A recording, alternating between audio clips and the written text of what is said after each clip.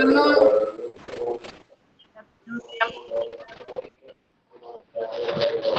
Good afternoon, miss. Good afternoon. Good afternoon, ma'am. Good afternoon, miss. Good afternoon, Good ma'am. afternoon, miss. Food കഴിച്ചാ എല്ലാവരും? കഴിച്ചായിരുന്നു മാം. കഴിച്ചോ? കഴിച്ചു. കഴിഞ്ഞ ക്ലാസ്സിൽ എടുത്തൊന്ന് വായിച്ചു നോക്കിയേ.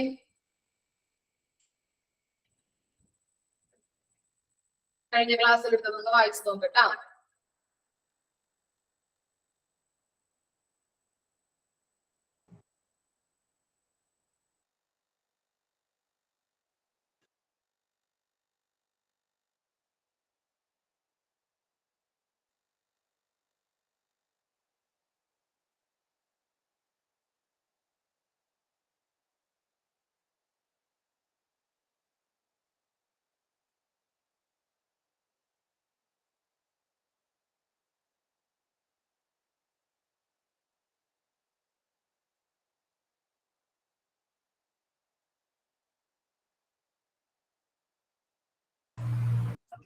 നോക്കിയാ?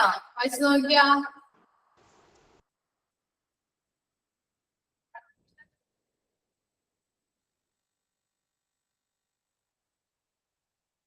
ചോദിക്കുന്ന ആള് മാത്രം ആൻസർ പറഞ്ഞാൽ മതി കേട്ടോ.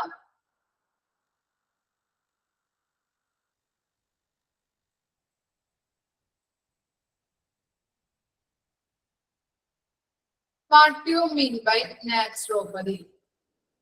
What do you mean by naturopathy? Nivya.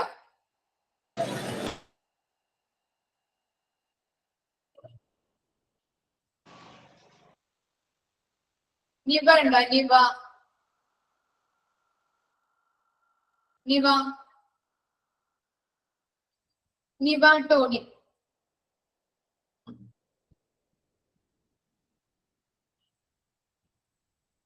നിവ Tony ഒന്ന് പറഞ്ഞേ. What do you mean by naturopathy?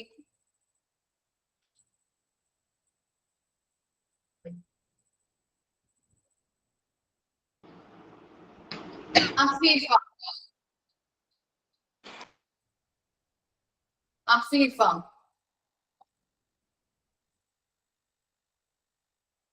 ആരുമില്ല. Aisha. Aisha Thasleem.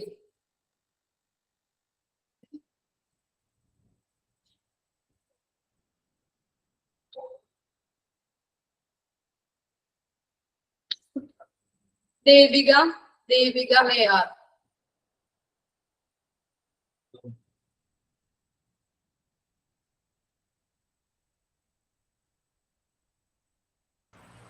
Devika. Sabitha Ajith. Believes that all diseases areas of accumulation of morbid matter in the body remove the naturopathy. എന്താ മനസ്സിലായത് നമ്മൾക്ക് naturopathy എന്ന് പറഞ്ഞാല്? അത് നമ്മുടെ ഡിസീസ് ഒക്കെ ഇതിനൊക്കെ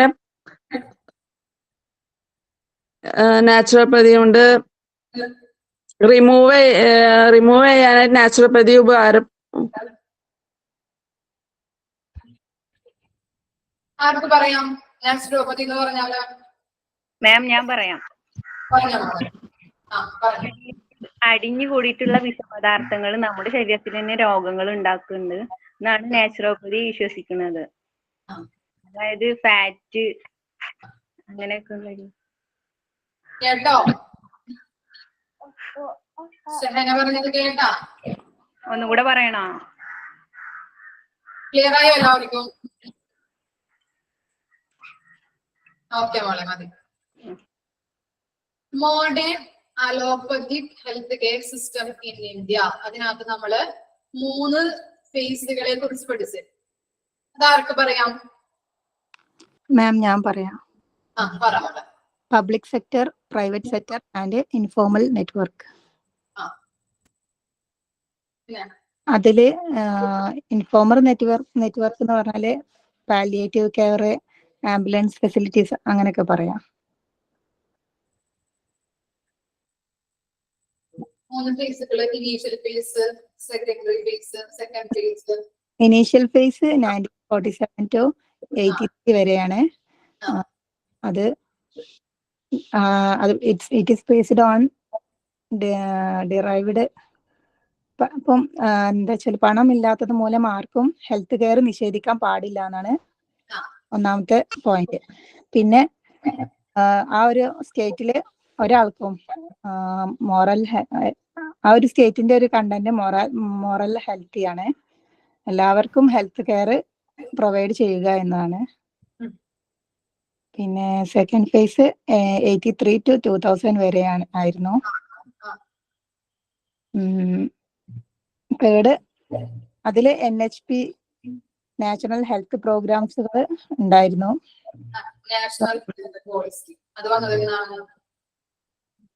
national health programs national health policy വന്നതെന്നാണ് പ്രൊക്ലെയിം ചെയ്തത്, വിളംബരം ചെയ്തത്, അല്ലെങ്കിൽ എസ്റ്റാബ്ലിഷ് ചെയ്തതെന്നാണ് നാഷണൽ പ്രൈവറ്റ് 1983. 1983 ആണ് ട്ടോ. പിന്നെ പറയാം മോളെ. തേർഡ് ഫേസില് 2000 to 2000 മുതലാണ്. പബ്ലിക് ആൻഡ് പ്രൈവറ്റ് സെക്ടർ കൂടിയിട്ടാണ് ഒരു ലിബറൈസേഷൻ, അതായത് ഉദാരവൽക്കരണം ഉണ്ടായിരുന്നു. ഓക്കെ മോളെ, മതി. ഇനി എന്താണ് സബ് സെന്റർ? കേൾക്കാത്തവര് കേൾക്കാട്ടോ, മനസ്സിലാവാത്തവരൊക്കെ ഇവര് പറയണ ശ്രദ്ധിച്ചിരിക്കാം. ഭൂമിക. എന്താണ് സബ് സെന്റർ? ഭൂമിക.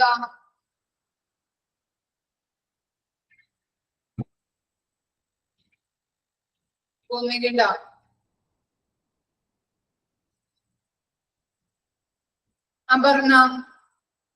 അപർണ സജയ്. പറഞ്ഞോ മോളെ. സബ് സെന്റേഴ്സ് എന്ന് പറയുന്നത് ഒരു പ്രൈമറി കെയറിനെ ബേസ് ചെയ്തിട്ടാണ് സബ് സെന്റേഴ്സ്. പിന്നെ മെഡിക്കൽ സർവീസും ഇമ്മ്യൂണൈസേഷൻ ഒക്കെ ഇത് പ്രൊവൈഡ് ചെയ്യുന്നുണ്ട്. പിന്നെ ഒരു ടെമ്പററി സ്ട്രക്ചർ ആണ്, 1-2 വർക്കേഴ്സ് ആയിരിക്കും ഇതിൽ എംപ്ലോയീസ് ആയിട്ടുണ്ടായിരുന്നത്. പിന്നെ 5000 പീപ്പിൾസിനെ ഇത് സെർവ് ചെയ്യുന്നുണ്ട്. ഉദാഹരണം health centres. Next primary health centre. Primary health centre.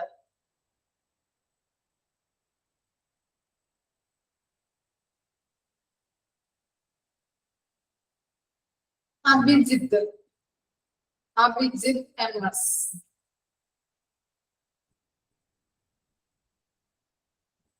Ebin.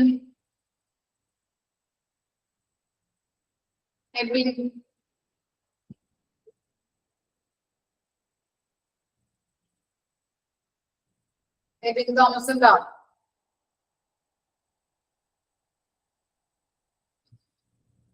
Afida. Yes miss. പറഞ്ഞോ മോളെ. ക്വസ്റ്റ്യൻ കേട്ടില്ല, ഇപ്പൊ ജോയിൻ ചെയ്തോളൂ. Primary health centre. എന്താണ് primary health centre? Primary health സെന്ററിൽ മറ്റേ വാക്സിനേഷൻസ് അങ്ങനത്തെ ഒക്കെ കാര്യങ്ങൾ ചെയ്യണം. അതാണോ ഞാൻ പറഞ്ഞിരിക്കുന്നത്? അപ്പൊ അതിന്റെ നോക്കിയേ. Primary health centers are usually small, 2 qualified doctors and 14 paramedics and support staffs. PHC is typically a referral unit for a sub-center cluster of about 6. The primary health care center are in charge of 6 sub-center each. In addition to outpatient treatment, most PHCs facilitate inpatient treatment with 4 to 6 beds. As per the plan, PHC serve 30,000 people.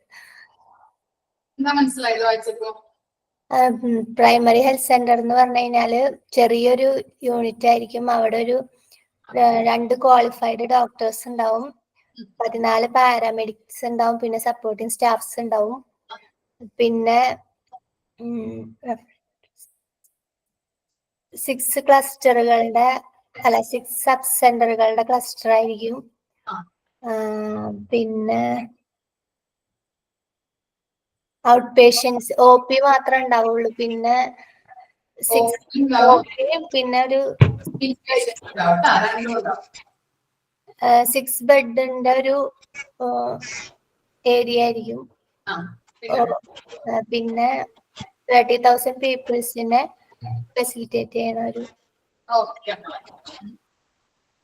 ഇനി എന്താണ് community health centres? Community health centres. Ajay Krishna. Community health centres. Ajay Krishna.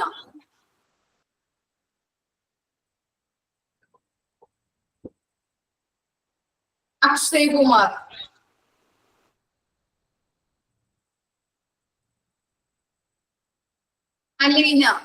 Aleena Manju. ആരുല്ലേ? ആർക്ക് പറയാം? Ma'am ഞാൻ പറയാം. Community health center is a secondary sectors of Indian healthcare system. It serves 1,20,000 people. ഒരു minute. Okay, mute ചെയ്തേ, മറ്റുള്ളവർക്ക് ക്ലിയർ ആവില്ല കേട്ടോ. പ്രണവ് പറഞ്ഞ മോളെ. Community health centers are the secondary sectors of Indian healthcare system. It serves 1,20,000 people. Then it supports 30 beds. Then operation theatre, laboratories, etc., etc. Then it's a team of medical specialists. For example, government hospitals are all. That's all, ma'am. Okay, ma'am. Clear ആയില്ലേ? Yes, ma'am. പറഞ്ഞപ്പോ okay. Next ടോപ്പിക്കിലേക്ക് നമുക്ക് പോവാം കേട്ടോ. Doubt ഒന്നുമില്ലല്ലോ? ഞാൻ mute ചെയ്യണേ. എന്തെങ്കിലും ഡൗട്ടുകൾ ഉണ്ടെങ്കിൽ കമന്റ് ഇട്ടാൽ മതി കേട്ടോ.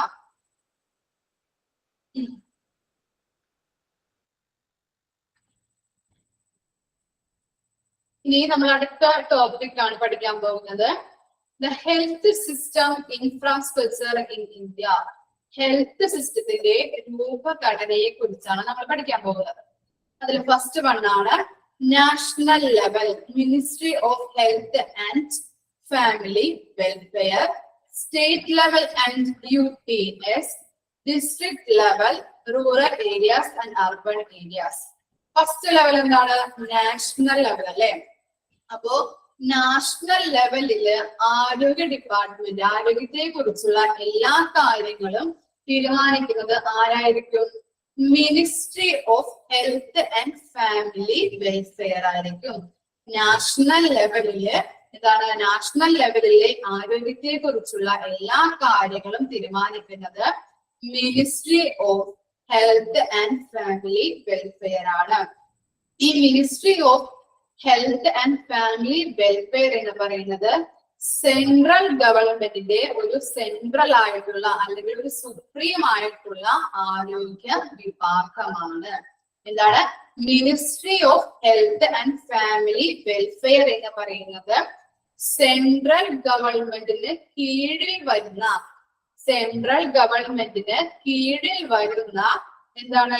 ഒരു സുപ്രീം ആയിട്ടുള്ള അല്ലെങ്കിൽ ഒരു സുപ്പീരിയർ ആയിട്ടുള്ള അല്ലെങ്കിൽ ഒരു സെൻട്രൽ ആയിട്ടുള്ള ഒരു ആരോഗ്യ വിഭാഗമാണ് ministry of health and family welfare എന്നത്.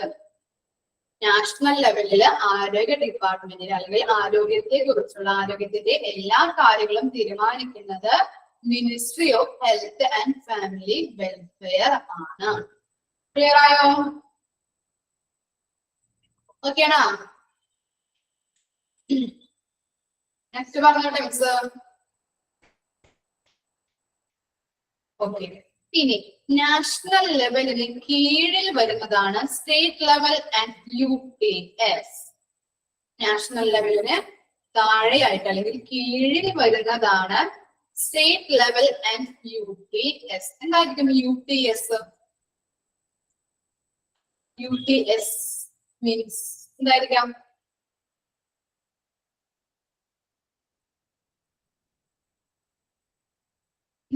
UTS union territories. അപ്പോ അറിയാത്തവർ നോട്ട് ചെയ്ത് വെക്കണേ. Union territories.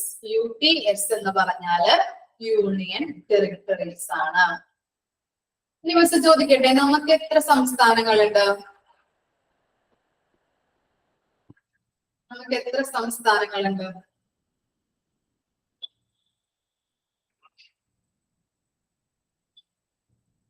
28. ഓക്കെ.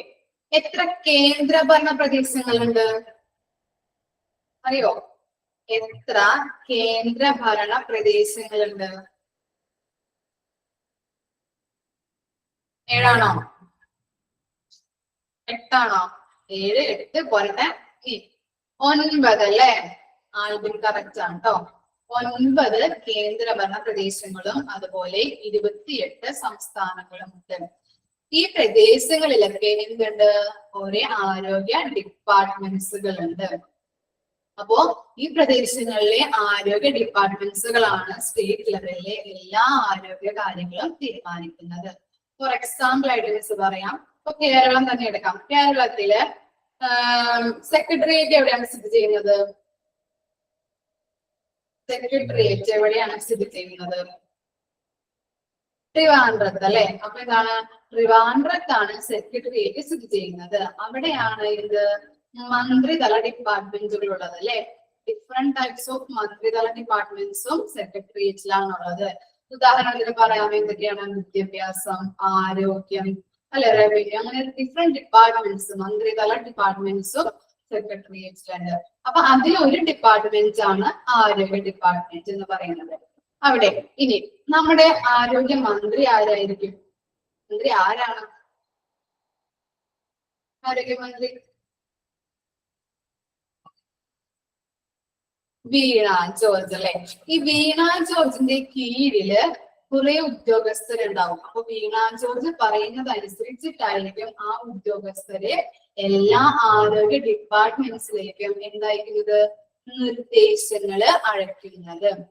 ഈ നിർദ്ദേശങ്ങൾ അനുസരിച്ചിട്ടായിരിക്കും സ്റ്റേറ്റ് ലെവലില് എന്ത് ആരോഗ്യ കാര്യങ്ങളെല്ലാം നടപ്പിലാക്കുന്നത്. ഇതാണ് സ്റ്റേറ്റ് ലെവലിലെ കാര്യമാണ് പറഞ്ഞത്. ഉദാഹരണമായിട്ട് മിസ് എന്ത് പറയുന്നു? വീണ ജോർജ് അല്ലെ? നമ്മുടെ മന്ത്രി, ആരോഗ്യമന്ത്രി എന്താണ്? വീണ ജോർജ് ആണ്. വീണ ജോർജിന് കീഴിൽ എന്തുണ്ട്? കുറെ അധികം ഉദ്യോഗസ്ഥരുണ്ട്. അപ്പൊ വീണ ജോർജ് പറയുന്നത് അനുസരിച്ചിട്ടായിരിക്കും ഈ ഉദ്യോഗസ്ഥരെ എല്ലാ ആരോഗ്യ ഡിപ്പാർട്ട്മെന്റുകളിലേക്കും നിർദ്ദേശങ്ങൾ അയക്കുന്നത്. അങ്ങനെ ആ നിർദ്ദേശങ്ങൾ അനുസരിച്ചിട്ടായിരിക്കും എല്ലാ ഡിപ്പാർട്ട്മെന്റുകളും ആരോഗ്യ പ്രവർത്തനങ്ങള് നടത്തുന്നത്. ഓക്കെ ആണോ? അതാണ് സ്റ്റേറ്റ് ലെവൽ ആൻഡ് UTS നടക്കുന്നത്. ക്ലിയർ അല്ലേ? ക്ലിയർ ആണോ പറഞ്ഞത്? ഓക്കെ. ഇനി എന്താണ് ഡിസ്ട്രിക്ട് ലെവൽ അല്ലെ? ഡിസ്ട്രിക്ട് ലെവലിനെ രണ്ടായി തിരിച്ചിട്ടുണ്ട്. ഫസ്റ്റ് വൺ ഈസ് എന്താണ്? Rural area. പഠിച്ച കാര്യങ്ങളാണ്. CHC, PHC, അതുപോലെ സബ് സെന്റർ ആരുടെ കീഴിൽ വരുന്നതാണ്? റൂറൽ ഏരിയാസിൽ വരുന്നതാണ് അല്ലെ? പിന്നെന്താണ്? അർബൻ ഏരിയാസിലുണ്ട്. എന്തൊക്കെയാണ് അർബൻ ഏരിയാസിലുള്ളത്?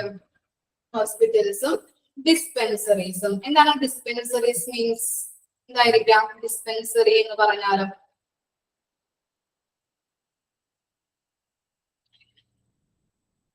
ഡിസ്പെൻസറി, ഫാർമസി അല്ലെങ്കിൽ എന്താണ് ഔഷധശാലകൾ എന്നൊക്കെ പറയാം കേട്ടോ. അപ്പൊ എന്താണ് ഡിസ്ട്രിക്ട് ലെവലിനെ രണ്ടായി തിരിച്ചിട്ടുണ്ട്. Rural area and urban area. അപ്പൊ ഡിസ്ട്രിക്ട് ലെവലിൽ നമുക്ക് എന്താണ് 14 ജില്ലകളുണ്ട് അല്ലെ? കേരളത്തില് 14 ജില്ലകളിലും ഓരോ ആരോഗ്യ ഡിപ്പാർട്ട്മെന്റുകളുണ്ട്.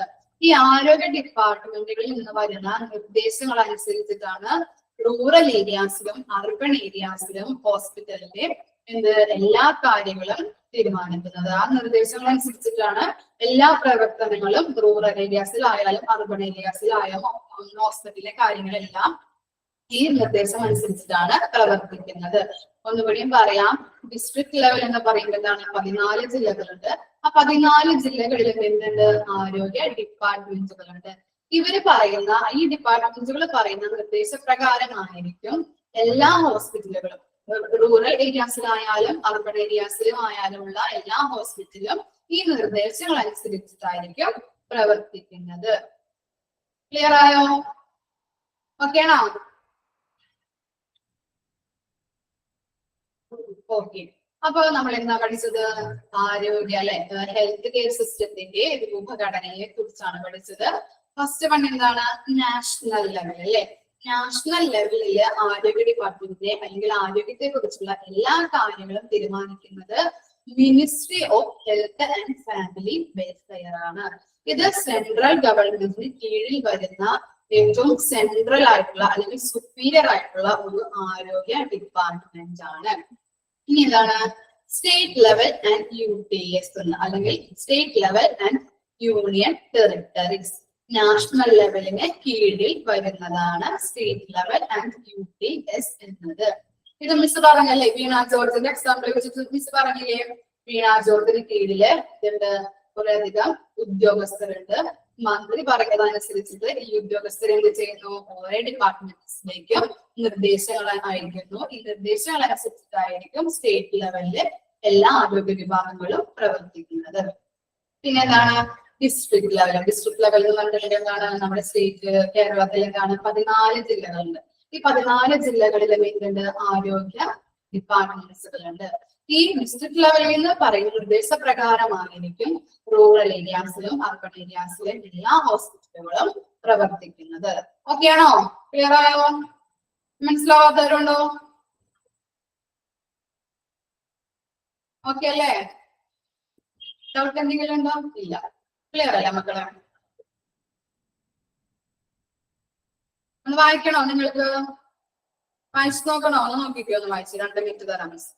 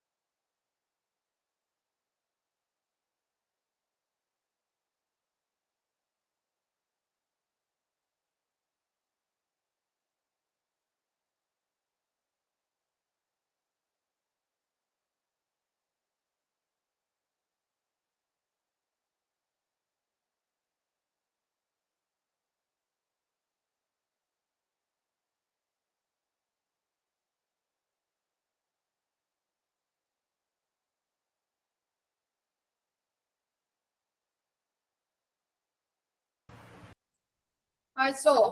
മനസ്സിലായോ? ക്ലിയർ അല്ലേ മക്കളെ? ഓക്കെ, നെക്സ്റ്റ് ക്വസ്റ്റ്യൻ എടുക്കാം നമുക്ക്.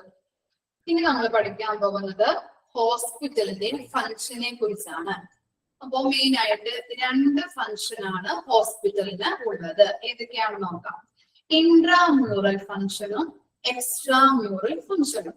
ഇൻട്രാമ്യൂറൽ ഫംഗ്ഷൻ എന്താണെന്ന് നോക്കാം. Service within the wall of hospital. Intramural function എന്ന് പറഞ്ഞിട്ടുണ്ടെങ്കിൽ എന്താണ്? Service within the wall of the hospital. എന്തായിരിക്കാം അങ്ങനെ പറഞ്ഞാല്? എന്തായിരിക്കാം മീനിങ്?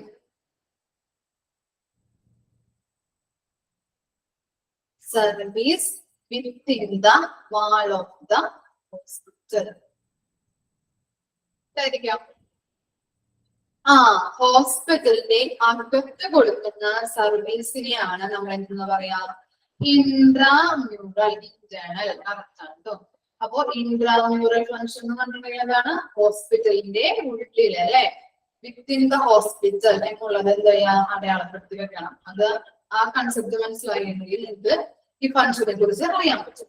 ഓക്കെ, അപ്പൊ എന്താണ് ഇൻട്രാമ്യൂറൽ ഫംഗ്ഷൻ എന്ന് പറഞ്ഞിട്ടുണ്ടെങ്കിൽ ഹോസ്പിറ്റലിന്റെ ഉള്ളിൽ കൊടുക്കുന്ന സർവീസുകളെയാണ് ഇൻട്രാമ്യൂറൽ ഫംഗ്ഷൻ എന്ന് പറയുന്നത്.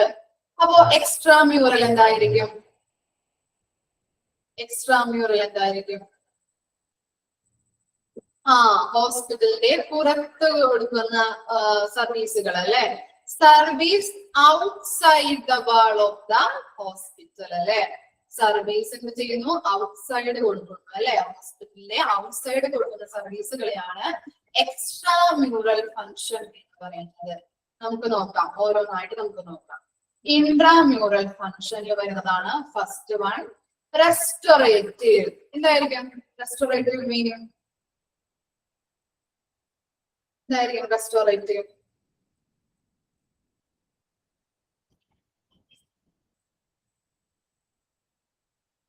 റെസ്റ്റോറേറ്റീവ് മീൻസ് അറിയോ?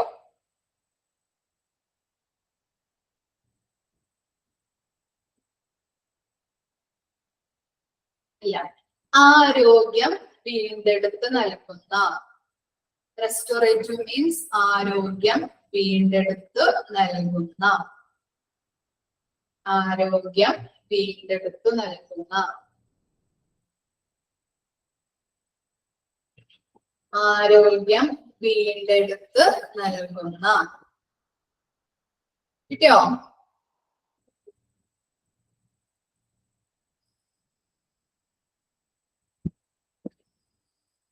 റെസ്റ്റോറേറ്റീവിന്റെ മീനിങ് കിട്ടിയില്ലേ നിങ്ങൾക്ക്?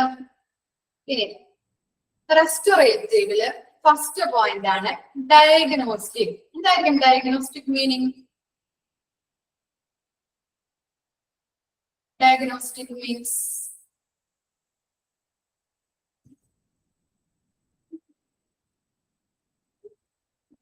രോഗനിർണയം അല്ലെ. ശരിയാണ് കേട്ടോ, രോഗം നിർണയം. അപ്പോ ഡയഗ്നോസ്റ്റിക്കിന്റെ നമുക്ക് നോക്കാം. ഫസ്റ്റ് ഫംഗ്ഷൻ ആണ് റെസ്റ്റോറേറ്റീവ്. അതിൽ ഫസ്റ്റത്തെയാണ് ഡയഗ്നോസ്റ്റിക് എന്ന് പറയുന്നത്. These consist of the inpatient services involving medical, surgical and other specialities and special diagnostic. എന്താണ് പറയുന്നത്? ഇൻപേഷ്യന്റ് സർവീസസുകളാണ് ഇവിടെ പ്രദാനം ചെയ്യുന്നത് അല്ലെങ്കിൽ ഇവിടെ പ്രൊവൈഡ് ചെയ്യുന്നത് അല്ലെ. ഇൻപേഷ്യന്റ് എന്ന് പറഞ്ഞിട്ടുണ്ടെങ്കിൽ മക്കൾക്ക് അറിയോ? ഇൻപേഷ്യന്റ് സർവീസ് അറിയാൻ പറ്റുമല്ലോ, മിസ് പറഞ്ഞു തന്നിട്ടുണ്ടല്ലോ. ഇൻപേഷ്യന്റ് എന്താണ്? ഹോസ്പിറ്റലില് അഡ്മിറ്റ് ആയിട്ട് ചികിത്സിക്കുന്ന പേഷ്യൻസിനെയാണ് നമ്മൾ ഇൻപേഷ്യന്റ് എന്ന് പറയുന്നത് കേട്ടോ. അറിയാൻ എഴുതിയേക്കണേ, ഹോസ്പിറ്റലില് അഡ്മിറ്റ് ആയിട്ട് അല്ലെങ്കിൽ കിടത്തി ചികിത്സിക്കുന്ന ആളുകളെയാണ് നമ്മൾ ഇൻപേഷ്യന്റ് എന്ന് പറയുന്നത്. അപ്പൊ അവിടെ എന്താണ്? ഇൻപേഷ്യന്റ് സർവീസസുകളാണല്ലേ കൊടുക്കുന്നത്. ഏതൊക്കെയാണ്? മെഡിക്കൽ, സർജിക്കൽ അല്ലെ. സർജിക്കൽ ഉണ്ടാവാം, മെഡിക്കൽ ഉണ്ടാവാം. പിന്നെ എന്താണ്? Other specialities. അതർ സ്പെഷ്യാലിറ്റീസ് എന്ന് പറഞ്ഞിട്ടുണ്ടെങ്കിൽ എന്താണ്? റെയർ രോഗങ്ങളൊക്കെ ഉണ്ടാകുമ്പോ അത് നിർണയിച്ച് അതിനുള്ള ബെറ്റർ ട്രീറ്റ്മെന്റും ഇവിടെ പ്രൊവൈഡ് ചെയ്യുന്നുണ്ട്. എന്താണ് അതർ സ്പെഷ്യാലിറ്റി മീൻസ്? എന്താണ്? റയർ രോഗങ്ങൾ അല്ലെ, അപൂർവമായിട്ടുള്ള രോഗങ്ങളൊക്കെ ഉണ്ടാകുമ്പോ എന്താണ് അത് കണ്ടുപിടിക്കുകയും അതിനുള്ള സ്പെഷ്യൽ സർവീസുകൾ അല്ലെങ്കിൽ സ്പെഷ്യൽ ട്രീറ്റ്മെന്റുകളും പ്രൊവൈഡ് ചെയ്യുന്നുണ്ട്. മനസ്സിലായോ? അപ്പൊ ഡയഗ്നോസ്റ്റിക്കിൽ എന്തൊക്കെയാണ് പറയുന്നത്? ഇൻപേഷ്യന്റ് സർവീസുകളാണ് അവിടെ പ്രൊവൈഡ് ചെയ്യുന്നത്. Medical, surgical and other specialities and special diagnostic. എന്താണ് ഇൻപേഷ്യന്റ് സർവീസസ് അല്ലെ? രോഗികളെ കിടത്തി ചികിത്സിക്കുന്ന സർവീസുകളാണ് അവർ പ്രൊവൈഡ് ചെയ്യുന്നത്. എങ്ങനെയൊക്കെയാണ്? മെഡിക്കലായിട്ട്, സർജിക്കലായിട്ട്, സർജറികൾക്കൊക്കെ നമ്മൾ എന്ത് ചെയ്യുന്നുണ്ട്? കിടത്തി ചികിത്സിക്കുന്നുണ്ട്. അതുപോലെ എന്താണ്? അതർ സ്പെഷ്യാലിറ്റീസ് എന്ന് പറഞ്ഞിട്ടുണ്ടെങ്കിൽ എന്താണ്? റയർ ആയിട്ടുള്ള അസുഖങ്ങളൊക്കെ ഉണ്ടാകുമ്പോ അല്ലെങ്കിൽ റയർ രോഗങ്ങളൊക്കെ ഉണ്ടാകുമ്പോ എന്ത് ചെയ്യുന്നുണ്ട്? അതിനെ കണ്ടുപിടിച്ചിട്ട് അതിനുള്ള ബെറ്റർ ട്രീറ്റ്മെന്റും ഹോസ്പിറ്റലിൽ നിന്ന് പ്രൊവൈഡ് ചെയ്യുന്നുണ്ട്. കിട്ടിയോ എല്ലാവർക്കും? ക്ലിയർ ആയോ?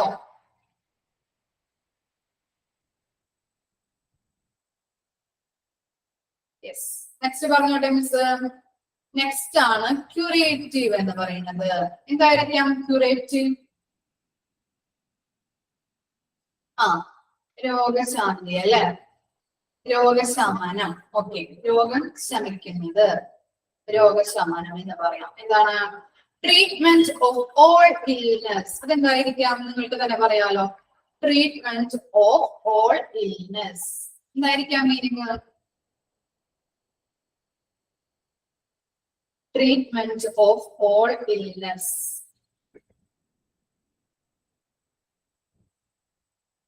പറയാൻ പറ്റുമോ? എല്ലാ രോഗങ്ങൾക്കും എന്ത് കൊടുക്കുന്നുണ്ട്? ട്രീറ്റ്മെന്റ് കൊടുക്കുന്നുണ്ട്. അതാണ് ക്യൂറേറ്റീവ് ഫങ്ഷൻ കൊണ്ട് ഉദ്ദേശിക്കുന്നത്. അപ്പൊ എന്താണ്? എല്ലാ രോഗങ്ങൾക്കും ട്രീറ്റ്മെന്റ് നൽകുന്നുണ്ട്. Okay, very good. ഇനി എന്താണ് റീഹാബിലിറ്റേറ്റീവ്? എന്തായിരിക്കാം റീഹാബിലിറ്റേറ്റീവ് മീൻസ്? റീഹാബിലിറ്റേഷൻ എന്തായിരിക്കാം മീനിങ്? പഠിച്ചിട്ടുണ്ടല്ലോ. പുനരധിവാസം അല്ലെ, ഒരാളെ നോർമൽ ലൈഫിലേക്ക് തിരിച്ചു കൊണ്ടുവരുന്നതാണ് റീഹാബിലിറ്റേഷൻ എന്ന് പറയുന്നത്. Physical, mental and social rehabilitation സർവീസുകളും ആർക്ക് പ്രൊവൈഡ് ചെയ്യുന്നുണ്ട്? രോഗികൾക്ക് പ്രൊവൈഡ് ചെയ്യുന്നുണ്ട്. ഫോർ എക്സാമ്പിൾ ആയിട്ട് മിസ് പറഞ്ഞില്ലേ, സ്ട്രോക്ക് വന്നപ്പോ ഒരു വശം കൈയും കാലും തളർന്നിരിക്കുന്ന അയാളെ കൊണ്ട് എന്ത് ചെയ്തു? ഫിസിയോതെറാപ്പി ചെയ്ത് അയാളുടെ നോർമൽ ലൈഫിലേക്ക് തിരിച്ചു കൊണ്ടുവരുന്നു. അതൊരു എക്സാമ്പിൾ ആയിട്ട് നമുക്ക് പറയാം. പിന്നെ എന്താണ് കൊറോണ സിറ്റുവേഷനിലൊക്കെ എന്താണ്? ഇപ്പൊ ഒരാൾക്ക് ഫസ്റ്റ് ടൈമിലൊക്കെ ഒരാൾക്ക് കൊറോണ സ്ഥിരീകരിച്ചിട്ടുണ്ടെങ്കിൽ എന്താണ്? ആരും അയാളോട് മിണ്ടില്ല, മുറിയിൽ തന്നെ ഇരിക്കണം, ക്വാറന്റൈൻ റെഡ്യൂസ് ഇരിക്കണം. അതിനുശേഷം എന്താണ് അയാൾക്ക് ഫുഡൊക്കെ കൊടുക്കുന്നത്? വാതിക്കയിലൊക്കെ ഡോറിന്റെ അവിടെ വെച്ചിട്ടല്ലേ പോവാ, അങ്ങനെയൊക്കെ ആയിരുന്നില്ലേ? അപ്പൊ അങ്ങനെയൊക്കെ വരുമ്പോ എന്താണ് അയാൾക്ക് ചിലപ്പോൾ ഡിപ്രഷനും ഭയങ്കര പേടിയും, മരിച്ചാലോ എന്ന് വരെ തോന്നിപ്പോകും. അങ്ങനെയുള്ള സിറ്റുവേഷനിലൊക്കെ ഭയങ്കര പേടിയും ഭയമൊക്കെ ഇരിക്കുള്ളൂ. അപ്പൊ എന്താണ് ഡോക്ടർ ആയാലും നേഴ്സ് ആയാലും വന്നിട്ട് അയാളെ ബോധവൽക്കരണ ക്ലാസ് എടുത്തിട്ട് എന്ത് ചെയ്യുന്നുണ്ട്? നോർമൽ ലൈഫിലേക്ക് കൊണ്ടുവരുന്നുണ്ട് അല്ലെ? ഇങ്ങനെയുള്ള ബോധവൽക്കരണ ക്ലാസ് കൊടുക്കണം. നിങ്ങൾക്ക് 7 ദിവസം കഴിഞ്ഞിട്ടുണ്ടെങ്കിൽ എന്താണ് ടെസ്റ്റ് ചെയ്ത് കഴിഞ്ഞിട്ടുണ്ടെങ്കിൽ നോർമൽ നെഗറ്റീവ് ആണെന്ന് പറഞ്ഞിട്ടുണ്ടെങ്കിൽ പുറത്തിറങ്ങി നടക്കാം, ഇന്ന ഭക്ഷണങ്ങൾ കഴിക്കാം അല്ലെ, ഇന്നാളോട് മിണ്ടുന്നതിൽ കുഴപ്പമില്ല, മാസ്ക് ധരിക്കണം, അങ്ങനെയുള്ള കാര്യങ്ങളൊക്കെ എന്ത് ചെയ്യണം? പറഞ്ഞു കൊടുക്കുക. അങ്ങനെ അയാളെ നോർമൽ ലൈഫിലേക്ക് തിരിച്ചു കൊണ്ടുവരിക. അതാണ് റീഹാബിലിറ്റേറ്റീവില് പറയുന്നത്. ക്ലിയർ ആയോ? ഓക്കെ ആണോ?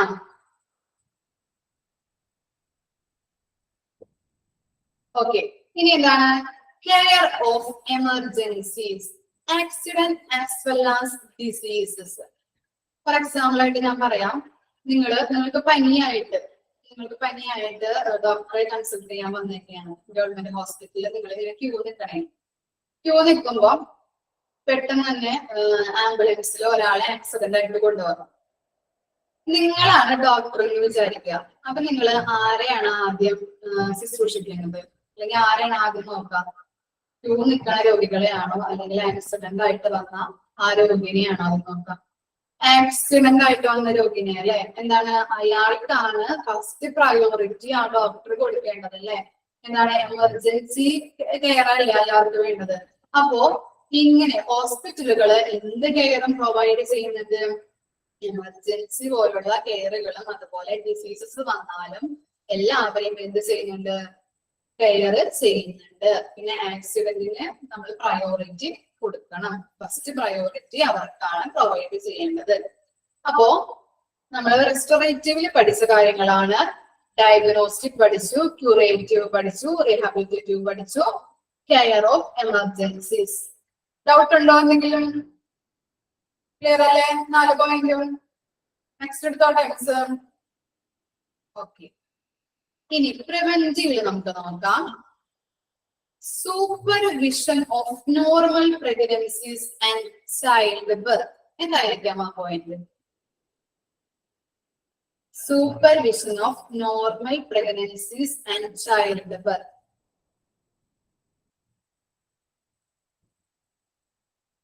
എന്തായിരിക്കാം മീൻ ചെയ്യുന്നത് ആ പോയിന്റ്?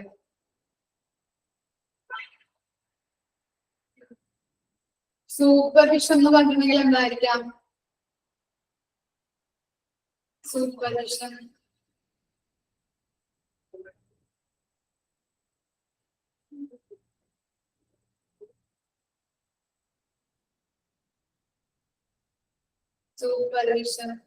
മേൽനോട്ടം വഹിക്കലല്ലേ? ഈ ഡെലിവറിക്കുള്ള അല്ലെങ്കിൽ ഡെലിവറിയുടെ കാര്യങ്ങളും അതുപോലെ ചൈൽഡ് ബർത്ത് ഒക്കെ എവിടെയാ നടക്കുന്നത്? എവിടെയാ നടക്കണേ?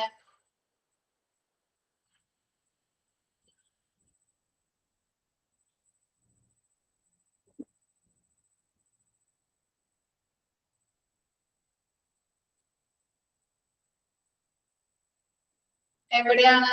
ഹോസ്പിറ്റലുകളിലല്ലേ നടക്കുന്നത്. അപ്പോ എന്താണ് നോർമൽ ഡെലിവറി, നോർമൽ പ്രഗ്നൻസിക്കും അല്ലെങ്കിൽ പ്രഗ്നൻസിയുടെ കെയറിനും പിന്നെന്താണ് ചൈൽഡ് ബർത്തിനും മേൽനോട്ടം വഹിക്കുന്നുണ്ട്. എന്താണ്? ഹോസ്പിറ്റലുകളിലല്ലേ പ്രസവങ്ങളൊക്കെ നടക്കുന്നത്. അതാണ് പറയുന്നത് കേട്ടോ. അപ്പൊ പ്രസവം, ഡെലിവറി ആയാലും അതുപോലെ ചൈൽഡ് ബർത്ത് അല്ലെ, ശിശു ജനിക്കുന്നതായാലും ഡെലിവറിയുടെ കാര്യങ്ങളായാലും അവരെ ശുശ്രൂഷിക്കുന്നതായാലും എല്ലാ കാര്യങ്ങളും എവിടെയാണ് നടക്കുന്നത്? ഹോസ്പിറ്റലുകളിലാണ് നടക്കുന്നത്. അതിനുള്ള മേൽനോട്ടം ആര് വഹിക്കുന്നുണ്ട്? ഹോസ്പിറ്റലുകൾ വഹിക്കുന്നുണ്ട്. Supervision of normal growth and development of children. അതെങ്ങനെയായിരിക്കാം? Growth and development of children എന്ന് പറഞ്ഞാല് അതെങ്ങനെയായിരിക്കാം? കുട്ടികളുടെ ഗ്രോത്തിനും ഡെവലപ്മെന്റിനും അവര് മേൽനോട്ടം വഹിക്കുന്നത് എങ്ങനെയായിരിക്കാം?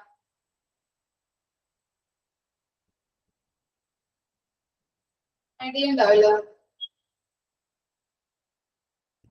കുട്ടികളുടെ ഗ്രോത്ത് എങ്ങനെയായിരിക്കും അവര്? വാക്സിനേഷൻ. Very good Krishna. അല്ലെ, ഇമ്മ്യൂണൈസേഷൻ കൊടുത്തിട്ടല്ലേ 5 വയസ്സില് ജനിക്കുമ്പോ തന്നെ BCG, അത് കഴിഞ്ഞിട്ട് എന്തുണ്ട്? 1.5 മാസത്തിലുണ്ട്, 3.5 മാസത്തിലുണ്ട്, അങ്ങനെ 9 മാസത്തില് അല്ലേ ഇഞ്ചക്ഷൻ കൊടുക്കണില്ലേ? പിന്നെന്താണ് 5 വയസ്സില്, 10 വയസ്സില്, 15 വയസ്സിലൊക്കെ എന്ത് ചെയ്യുന്നുണ്ട്? കുട്ടികൾക്ക് വാക്സിനേഷൻ കൊടുക്കുന്നുണ്ട്. അങ്ങനെയാണ് അവരുടെ ഗ്രോത്തും ഡെവലപ്മെന്റും സൂപ്പർവിഷൻ ചെയ്യുന്നത്. ക്ലിയർ ആയോ? വാക്സിനേഷനിലൂടെയാണ് കുട്ടികളുടെ ഗ്രോത്തും ഡെവലപ്മെന്റും സൂപ്പർവൈസ് ചെയ്യുന്നത് കേട്ടോ. ഇനി എന്താണ്? Control of communicable diseases, prevention of prolonged illness. എന്തായിരിക്കാം കമ്മ്യൂണിക്കബിൾ ഡിസീസസ് എന്ന് പറഞ്ഞാല്? പകർച്ചവ്യാധി അല്ലെ, പകർച്ചവ്യാധി എന്നാണ് കേട്ടോ കമ്മ്യൂണിക്കബിൾ ഡിസീസസ് എന്ന് പറഞ്ഞാല്. എക്സാമ്പിൾ പറയുകയാണെങ്കിൽ കൊറോണ. പിന്നെ എന്തൊക്കെ പറയാൻ പറ്റും? പകരുന്ന രോഗങ്ങൾ എന്തൊക്കെ പറയാൻ പറ്റും നമുക്ക് എക്സാമ്പിൾ ആയിട്ട്? എയ്ഡ്സ്, പിന്നെ ചിക്കൻ ബോക്സ്, ഡെങ്കി അല്ലെ, പലതരത്തിലുള്ള കമ്മ്യൂണിക്കബിൾ ഡിസീസസ് ഉണ്ട് അല്ലെ. ഈ രോഗങ്ങളൊക്കെ പകരുന്നത് തടയാനുള്ള നടപടികൾ സ്വീകരിക്കുന്നുണ്ട്. ആര് സ്വീകരിക്കുന്നുണ്ട്? ഹോസ്പിറ്റൽസ് സ്വീകരിക്കുന്നുണ്ട്. അപ്പോ സാംക്രമിക രോഗങ്ങൾ അഥവാ പകർച്ചവ്യാധികളാണ് കമ്മ്യൂണിക്കബിൾ ഡിസീസസ് എന്ന് പറഞ്ഞാല്. ഇങ്ങനെ പകർച്ചവ്യാധികള് പകരുന്നത് തടയാനുള്ള നടപടികൾ സ്വീകരിക്കുന്നുണ്ട്. ക്ലിയർ ആയോ? പിന്നെ എന്താണ്? Health education. എങ്ങനെയായിരിക്കാം ഹെൽത്ത് എഡ്യൂക്കേഷൻ കൊടുക്കുന്നത്? എങ്ങനെയായിരിക്കാം ഹെൽത്ത് എഡ്യൂക്കേഷൻ കൊടുക്കുന്നത്? അവയർനെസ് ക്ലാസ് അല്ലെ. ഇപ്പൊ കൊറോണയ്ക്കൊക്കെ ആണെങ്കിൽ, കൊറോണ ടൈം ഒക്കെ ആണെങ്കിൽ എങ്ങനെയായിരിക്കാം? പോസ്റ്റർ ഒക്കെ ഉണ്ടാവും അല്ലെ, വാളില് പോസ്റ്റ് ചെയ്ത് വെച്ചിട്ടുണ്ടാവും അല്ലെ. എന്താണ്? എപ്പോഴും കൈ കഴുകണം, ഡിസ്റ്റൻസ് കീപ്പ് ചെയ്യണം, മാസ്ക് ധരിക്കണം അല്ലെ. പല അവയർനെസ്സും ആർക്ക് കൊടുക്കുന്നുണ്ട്? പൊതുജനങ്ങൾക്ക് ഹോസ്പിറ്റൽസ് പ്രൊവൈഡ് ചെയ്യുന്നുണ്ട്. അവയർനെസ് ക്ലാസ്, അവയർനെസ് പ്രോഗ്രാംസ് അങ്ങനെയുള്ള. പിന്നെ എന്താണ്? ഇപ്പോ ഹോസ്പിറ്റലിലായാലും രോഗികൾ വന്നിട്ടുണ്ടെങ്കിൽ അവരുടെ ആരോഗ്യം വീണ്ടെടുക്കുന്നതിനുള്ള അവയർനെസ് അല്ലെ, രോഗത്തെ കുറിച്ച് ഒരു ആരോഗ്യം വീണ്ടെടുക്കുന്നതിനുള്ള അവയർനെസ്സും ആളുകൾക്ക് ഡോക്ടേഴ്സും പ്രൊവൈഡ് ചെയ്യുന്നുണ്ട്. ക്ലിയർ അല്ലേ? ഇനി ഒക്യുപ്പേഷൻ, അതറിയാലോ നിങ്ങൾക്ക്. അപ്പോ പ്രിവെന്റീവില് നമ്മൾ പഠിച്ചത് എന്താണ്? Supervision of normal pregnancies and child birth ആണ്. പിന്നെന്താണ്? കുട്ടികളുടെ ഗ്രോത്തും ഡെവലപ്മെന്റും എന്ത് ചെയ്യുന്നുണ്ട്? സൂപ്പർവൈസ് ചെയ്യുന്നുണ്ട്. കമ്മ്യൂണിക്കബിൾ ഡിസീസസ് ഒക്കെ പകരുന്നത് തടയാനായിട്ടുള്ള നടപടികൾ എടുക്കുന്നുണ്ട്. ഹെൽത്ത് എഡ്യൂക്കേഷനുകൾ പ്രൊവൈഡ് ചെയ്യുന്നുണ്ട്. ഇത്രയും കാര്യങ്ങളാണ് പ്രിവെന്റീവില് പഠിക്കാനുള്ളത്. ഇനി എന്താണ്? എഡ്യൂക്കേഷൻ കൊടുക്കുന്നുണ്ട് അല്ലെ. എങ്ങനെയൊക്കെയാണ് നോക്കാം. Medical under graduates. ഇപ്പൊ നിങ്ങൾ മെഡിക്കൽ കോളേജിലൊക്കെ പോയാൽ കാണാൻ പറ്റും അല്ലെ, അവിടുത്തെ മെഡിക്കൽ സ്റ്റുഡൻസിനും മെഡിക്കൽ സ്റ്റാഫിനൊക്കെ എന്ത് ചെയ്യുന്നുണ്ട്? എഡ്യൂക്കേഷൻ പ്രൊവൈഡ് ചെയ്യുന്നുണ്ട്. പിന്നെ ഇപ്പോ ഡെലിവറി ടൈമിലൊക്കെ എന്താണ്? സ്റ്റുഡൻസ് വന്നിട്ട് ആ ടൈമിൽ നിൽക്കും അല്ലെ, എന്തൊക്കെ ചെയ്യുന്നത്, എങ്ങനെയുള്ള കാര്യങ്ങളാണ് എഴുതിയെടുത്ത് പഠിക്കുന്നതൊക്കെ ഓർമ്മയുണ്ടോ?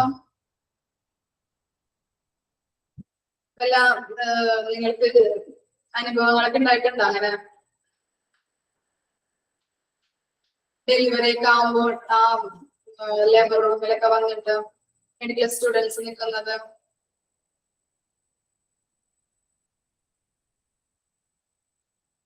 അനുഭവം ഉണ്ടോ ആർക്കെങ്കിലും? അനുഭവം ഉണ്ടെങ്കിൽ ഷെയർ ചെയ്യാം.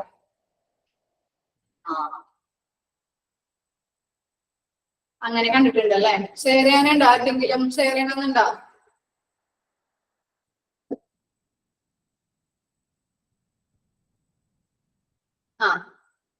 അൺമ്യൂട്ട് ആക്കിയിട്ടുണ്ട്. ഷെയർ ചെയ്യാനുണ്ടോ?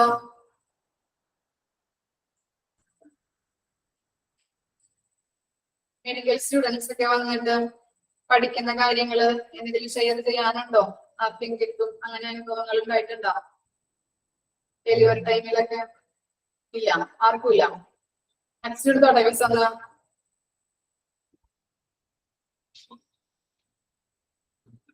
ഓക്കെ, നമുക്ക് നെക്സ്റ്റ് പോയിന്റ് നോക്കാം.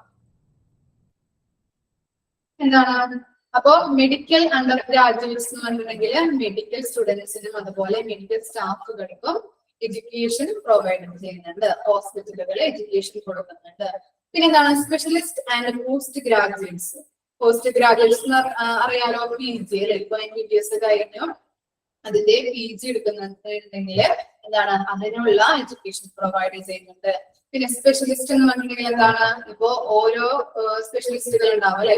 ഓർത്തോ, പീഡിയാട്രിഷ്യൻ അല്ലെ, പിന്നെ ENT അങ്ങനെയുള്ള സ്പെഷ്യലിസ്റ്റുകൾക്കും എന്ത് ചെയ്യുന്നുണ്ട്? എഡ്യൂക്കേഷൻ കൊടുക്കുന്നുണ്ട്. പിന്നെ എന്താണ് നേഴ്സ് ആൻഡ് മിഡ്വൈസ്. എന്തായിരിക്കാം നേഴ്സ് ആൻഡ് മിഡ്വൈസ് എന്ന് പറഞ്ഞിട്ടുണ്ടെങ്കിൽ? മിഡ്വൈസ് ആരായിരിക്കാം?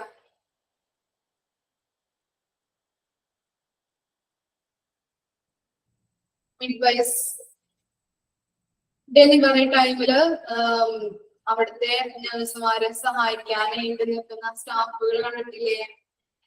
സൂതകർമ്മിണി എന്നാണ് പറയുന്നത് കേട്ടോ. Midwives means സൂതകർമ്മിണി. ഡെലിവറി ടൈമില് ആ റൂമില് നഴ്സുമാരുടെ ഒപ്പം അവിടെ ചില സ്റ്റാഫുകളും നിൽക്കും. അപ്പോ അവരെയാണ് പറയുന്നത് മിഡ്വൈസ് എന്ന്. ഓക്കെ, അങ്ങനെയുള്ള ആളുകൾക്ക് എന്ത് കൊടുക്കുന്നുണ്ട്? എഡ്യൂക്കേഷൻ പ്രൊവൈഡ് ചെയ്യുന്നുണ്ട്. പിന്നെ സോഷ്യൽ വർക്കേഴ്സ് ഉണ്ടാവില്ലേ, അവർക്ക് കൊടുക്കുന്നുണ്ട് എഡ്യൂക്കേഷൻ. പിന്നെ പാരാമെഡിക്കൽ സ്റ്റാഫുകൾക്ക് കൊടുക്കുന്നുണ്ട്.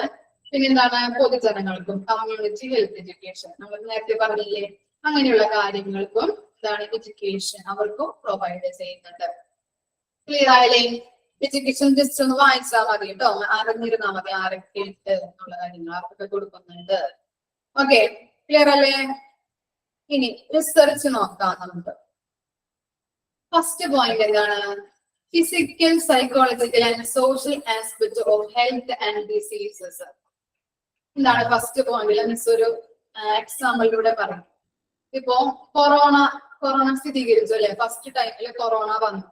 അപ്പോ ആളുകൾക്കായാലും ഹോസ്പിറ്റലിനായാലും അതൊരു ഗൗരവമായിട്ട് എടുത്തില്ല.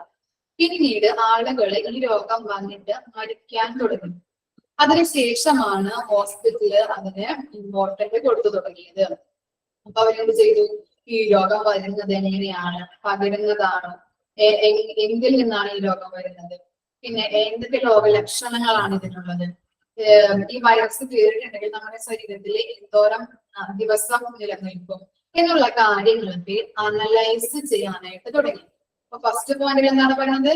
ഈ രോഗം വന്നു കഴിഞ്ഞിട്ടുണ്ടെങ്കിൽ എന്തൊക്കെ ലക്ഷണങ്ങളാണ് ഉള്ളത്, എങ്ങനെയാണ് ഈ രോഗം വരുന്നത്, എന്തിലൂടെയാണ് ഇത് പകരുന്നത് എന്നുള്ള കാര്യങ്ങൾ, ഇങ്ങനെയുള്ള കുറെ കാര്യങ്ങള് ഇവരെന്ത് ചെയ്യാൻ തുടങ്ങി? അനലൈസ് ചെയ്യാനായിട്ട് തുടങ്ങി. അതാണ് ഫസ്റ്റ് പോയിന്റ് എന്ന് പറയുന്നത്. Physical, psychological and social aspect of health and diseases എന്ന് പറയുന്നത്. അപ്പോ കൊറോണ ഫസ്റ്റ് വന്നപ്പോ ഇവരാരും ഇമ്പോർട്ടന്റ് കൊടുത്തിരുന്നില്ല. പിന്നീട് രോഗങ്ങൾ വന്ന് മരിച്ചു കഴിഞ്ഞപ്പോഴാണ് എന്ത് ഇമ്പോർട്ടന്റ് കൊടുക്കാനായിട്ട് തുടങ്ങിയത്. അങ്ങനെ ഇവരെന്ത് ചെയ്തു? ഈ രോഗം വരുന്നത് എങ്ങനെയാണ്, ഏതിലൂടെയാണ് എന്നുള്ള കാര്യങ്ങളൊക്കെ എന്ത് ചെയ്യാൻ തുടങ്ങി? അനലൈസ് ചെയ്യാൻ തുടങ്ങി. അതാണ് ഫസ്റ്റ് പോയിന്റിൽ പറയുന്നത്. ഇനി എന്താണ് സെക്കൻഡ് പോയിന്റ് നോക്കാം. ക്ലിനിക്കൽ മെഡിസിൻസ് എന്ത് ചെയ്തു? ഇതിനുള്ള മെഡിസിൻസ് കണ്ടുപിടിച്ചു അല്ലെ?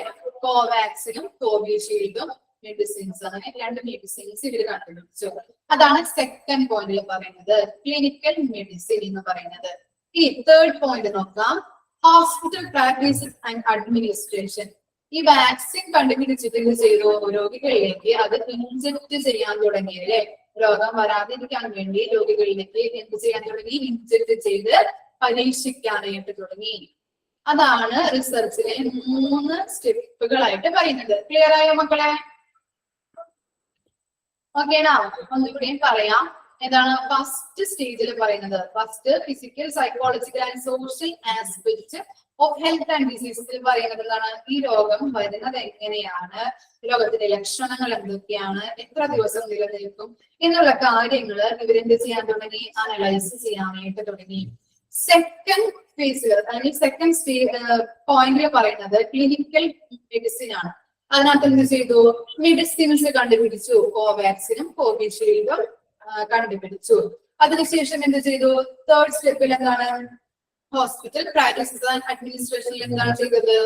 രോഗികളിലേക്ക് അല്ലെങ്കിൽ ഓരോ ജനങ്ങളിലേക്കും ഇത് ഇൻജെക്ട് ചെയ്യാൻ തുടങ്ങി. ഈ രോഗം വരാതിരിക്കാനായിട്ട് ഈ രോഗികളിലേക്ക് ഇത് പരീക്ഷിക്കാനായിട്ട് തുടങ്ങി ഈ വാക്സിൻസ്. ക്ലിയർ അല്ലേ? അതാണ് 3 സ്റ്റേജുകളായിട്ട് കൊടുത്തിരിക്കുന്നത്. സ്റ്റേജ് 3 പോയിന്റ് കേട്ടോ. സ്റ്റേജ് ഒന്നും പറയാം നമുക്ക് കേട്ടോ. ക്ലിയർ അല്ലേ? റിസർച്ചിന്റെ 3 പോയിന്റ്സ്. ഓക്കെ, അപ്പോ ഇത്രയുമാണ് റിസർച്ച്. ഏതൊക്കെയാണ്? Restorative, preventive, education, research. ഇതൊക്കെയാണ് ഇൻട്രാമ്യൂറൽ ഫങ്ഷൻ എന്ന് പറയുന്നത്. ഇനി നമുക്ക് അടുത്ത് നോക്കാം എക്സ്ട്രാമ്യൂറൽ ഫങ്ഷൻ. തേർഡ് പോയിന്റ് പറയണോ? തേർഡ് പോയിന്റ് എന്താണ്? ഹോസ്പിറ്റൽ പ്രാക്ടീസസ് ആൻഡ് അഡ്മിനിസ്ട്രേഷനിൽ എന്ത് ചെയ്തു?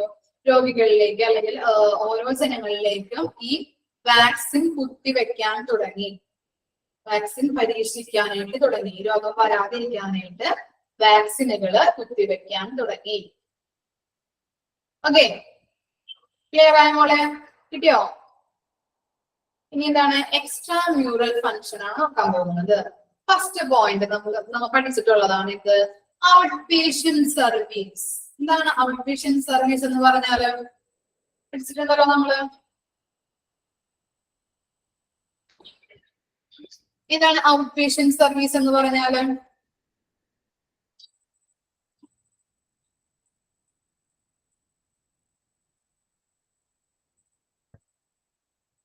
OP അല്ലെ. നമ്മൾ എന്ത് ചെയ്യുന്നു? ഹോസ്പിറ്റലിലോട്ട് വരുന്നു, OP ചീട്ട് എടുക്കുന്നു, ഡോക്ടറെ കാണുന്നു, മരുന്ന് വാങ്ങി തിരിച്ച് വീട്ടിലേക്ക് പോകുന്നു. അങ്ങനെയുള്ള സർവീസുകളാണ് ഔട്ട് പേഷ്യന്റ് സർവീസ് എന്ന് പറഞ്ഞാല്. കിടത്തി ചികിത്സിക്കാതെ നമ്മൾ എന്ത് ചെയ്യുന്നു? മരുന്ന് വാങ്ങിച്ച്, ഡോക്ടറെ കണ്ട് മരുന്ന് വാങ്ങിച്ച് വീട്ടിലേക്ക് പോകുന്നു. ആ സർവീസാണ് കേട്ടോ. അപ്പൊ അതാണ് ഔട്ട് പേഷ്യന്റ് സർവീസ് അല്ലെ. ഹോസ്പിറ്റലിന് പുറത്ത് നടക്കുന്ന സർവീസുകളാണ് ഔട്ട് പേഷ്യന്റ് സർവീസ്. ഇനി എന്താണ് രണ്ടാമത്തെ എക്സ്ട്രാമ്യൂറൽ ഫംഗ്ഷൻ? എന്താണ്? Home care service. എന്തായിരിക്കും ഹോം കെയർ സർവീസ് എന്ന് പറഞ്ഞാല്? നിങ്ങൾക്ക് അറിയാൻ പറ്റുമല്ലോ. എക്സാമ്പിൾ പറയാൻ പറ്റുമോ? വീട്ടിൽ വന്ന് സർവീസ് വീട്ടിൽ വന്നിട്ടല്ലേ. എന്താണ്? പാലിയേറ്റീവ് കെയർ ഒക്കെ എക്സാമ്പിൾ ആണ്. ഇപ്പൊ എന്താണ്? കിടപ്പ് രോഗികള്, സ്ട്രക്ചറിൽ കിടക്കുന്ന രോഗികള്, വീൽ ചെയറിൽ കിടക്കുന്ന രോഗികളുടെ ഒക്കെ എന്താണ് ബുദ്ധിമുട്ടാണല്ലേ ഹോസ്പിറ്റലിലേക്ക് വന്ന് കാണാനായിട്ട്. അപ്പൊ അവർക്ക് എന്തെങ്കിലും ബുദ്ധിമുട്ടൊക്കെ അനുഭവപ്പെടുന്നുണ്ടെങ്കിൽ എന്ത് ചെയ്യും? ഇവര് ഹോസ്പിറ്റലിൽ നിന്ന് പോയിട്ട് സർവീസുകൾ അവർക്ക് ചെയ്തു കൊടുക്കുന്നു. പാലിയേറ്റീവ് കെയർ ഒക്കെ എക്സാമ്പിൾ ആണ് കേട്ടോ. ഇനി എന്താണ്? മൊബൈൽ ക്ലിനിക്സ് അല്ലെ. മൊബൈൽ ആപ്പ് വഴി ഐസൊലേറ്റഡ് ആയിട്ടുള്ള സ്ഥലത്ത്, ഇപ്പോ ഒറ്റപ്പെട്ട സ്ഥലങ്ങളിലൊക്കെ എന്താണ് ഇങ്ങനെയുള്ള ആൾക്കാരുണ്ടാവും, വികലാംഗരുണ്ടാവും, കിടപ്പ് രോഗികളൊക്കെ ഉണ്ടാവും. അപ്പൊ അവിടെ അവർക്ക് എന്താണ് ഹോസ്പിറ്റലിലേക്ക് എത്തിച്ചേരാനായിട്ട് വലിയ ബുദ്ധിമുട്ടായിരിക്കും. അപ്പൊ മൊബൈൽ ആപ്പ് വഴി ഇവരുടെ സ്ഥലം കണ്ടുപിടിച്ചിട്ട് അവർക്ക് വേണ്ട സർവീസുകൾ ചെയ്തു കൊടുക്കുന്നുണ്ട്. അതാണ് മൊബൈൽ ക്ലിനിക്സ് എന്ന് പറഞ്ഞിട്ടുണ്ടെങ്കിൽ. ക്ലിയർ ആയോ? ഈ 3 സർവീസും ക്ലിയർ ആയോ? 3 ഫംഗ്ഷനും ഓക്കേണോ? ഓക്കെ. ഇനി എന്താണ്? Day care centre. Day care സെന്ററിന് ഒരു ഉദാഹരണം പറയാം. ഡയാലിസിസ് ചെയ്യുന്നത്, അതുപോലെ തിമിരം, കണ്ണ് ഓപ്പറേഷൻ, തിമിര ശസ്ത്രക്രിയകൾ ചെയ്യുന്നത് എങ്ങനെയായിരിക്കാം? ഒരു ദിവസം കൊണ്ട് എല്ലാ സർവീസുകളും അവർ ചെയ്തു തരും അല്ലെ.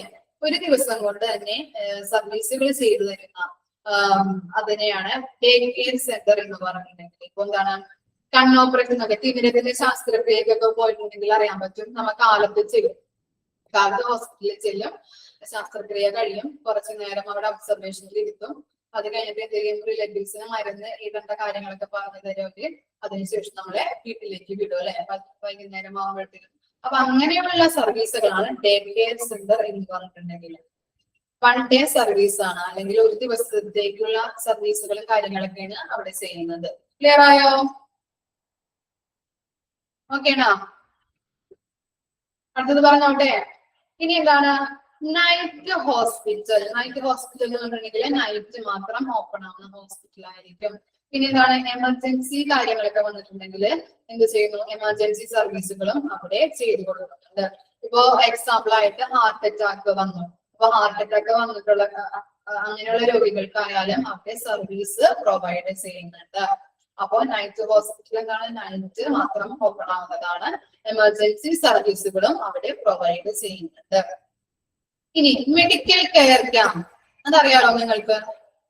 മെഡിക്കൽ കെയർ ക്യാമ്പ് എക്സാമ്പിൾ പറയാൻ പറ്റുമോ? മെഡിക്കൽ കെയർ ക്യാമ്പ്സിന്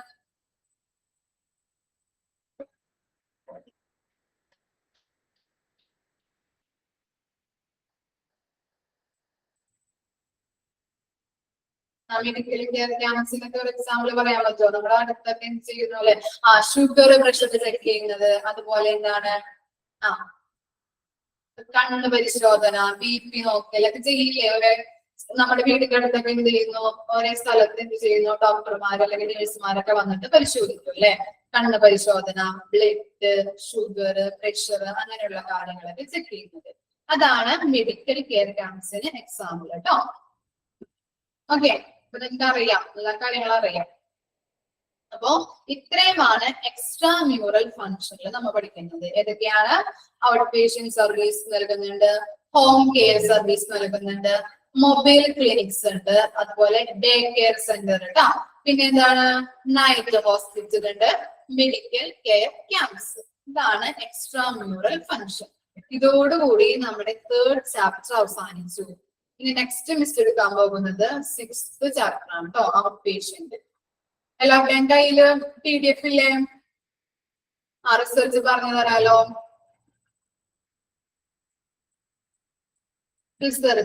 റിസർച്ചില് ഫസ്റ്റ് പോയിന്റ് തൊട്ട് പറയണം മോളെ. ഫസ്റ്റ് പോയിന്റ് എന്താണ്? Physical, psychological and social aspect of health and diseases. എന്താണ്? ഒരു എക്സാമ്പിളിലൂടെയാണ് പറഞ്ഞത്. നമ്മുടെ ഇവിടേക്ക് എന്താണ് കൊറോണ ഫസ്റ്റ് വന്നപ്പോ അധികം ഹോസ്പിറ്റലുകൾക്കായാലും ജനങ്ങൾക്കായാലും അധികം ഭയമോ പേടിയൊന്നും ഉണ്ടായിരുന്നില്ല. പിന്നീട് അത് വന്ന് രോഗികളൊക്കെ മരിക്കാനായിട്ട് തുടങ്ങി അല്ലെ? ഓരോരുത്തരും മരിക്കാനായിട്ട് തുടങ്ങിയപ്പോഴാണ് ഹോസ്പിറ്റലിനായാലും ആളുകൾക്കായാലും ഭയം വന്നു തുടങ്ങിയത്.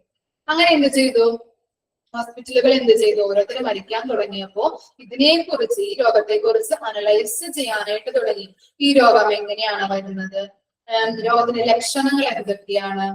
എത്ര ദിവസം നമ്മുടെ ശരീരത്തിൽ ഈ ലക്ഷണങ്ങൾ നിലനിൽക്കും അല്ലെ? അങ്ങനെയുള്ള കാര്യങ്ങൾ അനലൈസ് ചെയ്യാനായിട്ട് തുടങ്ങി. അതാണ് ഫസ്റ്റ് പോയിന്റിൽ പറയുന്നത്. ഇനി സെക്കൻഡ് പോയിന്റ് എന്താണ്? Clinical medicine. എന്ത് ചെയ്തു? കൊറോണയ്ക്ക് ഇവര് മെഡിസിൻസ് കണ്ടുപിടിക്കാൻ തുടങ്ങി. ഏതൊക്കെയാണ്? കോവിഷീൽഡ് കണ്ടുപിടിച്ചു, കോവാക്സിൻ കണ്ടുപിടിച്ചു. അതാണ് സെക്കൻഡ് സ്റ്റേജിൽ പറയുന്നത്. 3rd സ്റ്റേജ് എന്താണ്? Hospital practices and administration. ഈ വാക്സിനുകൾ കണ്ടുപിടിച്ചു, അതിനുശേഷം രോഗികളിലേക്ക് അത് കുത്തിവെക്കാനായിട്ട് തുടങ്ങി. പൊതുജനങ്ങളിലേക്ക് അത് കുത്തിവെക്കുമ്പോ എന്താണ്? രോഗം വരുന്നത് തടയാനായിട്ട് അല്ലെ? രോഗം സ്പ്രെഡ് ആവുന്നത് തടയാനായിട്ട് തുടങ്ങും അല്ലെ? തടയാനുള്ള നടപടികളാണ് ഈ ഇൻജെക്ട് ചെയ്യുന്നത്. അപ്പൊ എന്താണ്? സെക്കൻഡ് സ്റ്റേജിൽ നമ്മള് ഇത് മെഡിസിൻസ് കോവാക്സിനും കോവിഷീൽഡും കണ്ടുപിടിച്ചു. 3rd സ്റ്റേജ് ആയപ്പോഴേക്കും എന്ത് ചെയ്തു? രോഗികളിലേക്ക് അല്ലെങ്കിൽ പൊതുജനങ്ങളിലേക്ക് ഈ മരുന്നുകൾ കുത്തിവെക്കാൻ തുടങ്ങി, രോഗം പകരുന്നത് തടയാനായിട്ട്. ക്ലിയർ ആയോ മോളെ? പാരാമെഡിക്കൽ എന്താണ്? പാരാമെഡിക്കൽ സ്റ്റാഫുകൾ എന്തായിരിക്കും?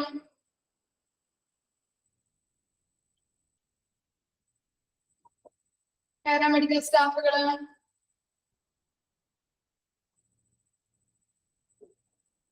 Text book കിട്ടിയിട്ടില്ലേ? ലബോറട്ടറി സ്റ്റാഫുകള് അവിടെയൊക്കെയാണ് എന്ത് കുട്ടികൾ പറഞ്ഞുണ്ട്. അറിയാത്തവരെ എഴുതിയിരുത്തോട്ടാ. പാരാമെഡിക്കൽ സ്റ്റാഫ് ഏതൊക്കെയാണെന്ന് വെച്ചാൽ ടെക്സ്റ്റ് ബുക്ക് കിട്ടിയിട്ടില്ലല്ലേ? പറയാട്ടോ. നമ്മൾ പൈസ കൊടുത്തിട്ടുണ്ടായിരുന്നോ?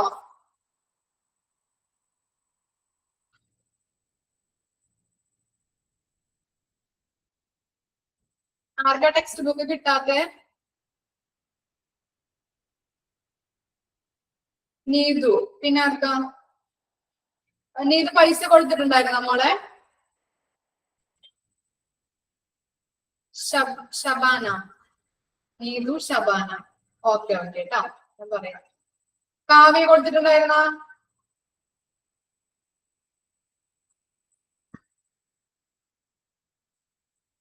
Okay okay. 3 പേർക്ക് അല്ലേ? ഇനിയും മിസ് എടുത്തതിൽ ഡൗട്ട് ഒന്നുമില്ലല്ലോ? Okay, thank you.